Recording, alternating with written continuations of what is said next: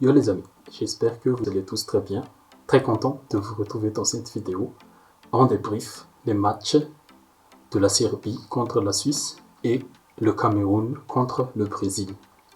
Et dans cette vidéo, il n'y aura pas de partie prono cette fois-ci. Je dirai le programme à la fin. Alors, Serbie contre la Suisse. Encore une fois, la Suisse sort la Serbie comme en 2018 grâce à cette victoire 2-3 sur début de Shaqiri à la 20e minute, Mbolo à la 44e minute et Freuler à la 48e minute. Mitrovic a égalisé pour la Serbie à la 26e. Vlahovic a donné un petit espoir aux siens à la 35e, mais c'était sans compter à Mbolo et Freuler. Le match était très animé en première période, 4 buts marqués, c'est la mi-temps la plus prolifique de ces phases de groupe. Au retour des vestiaires, les tensions sont montées petit à petit, mais la Suisse a repris le devant grâce à ce but de Freuler. Les Natis sont rentrés ensuite dans un mode gestion, car une victoire les permettait de se qualifier avec 6 points.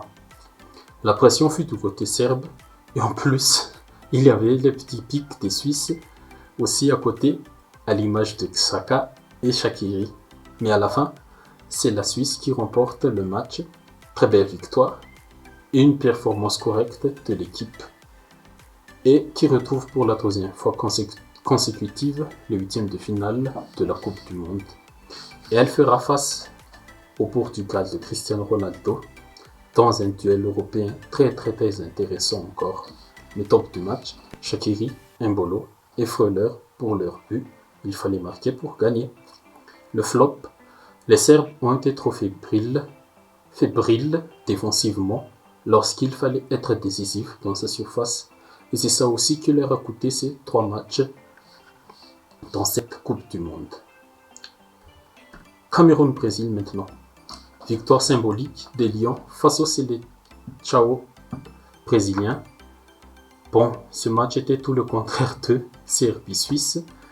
Avec cette équipe brésilienne, il n'y avait pas eu beaucoup d'occasions.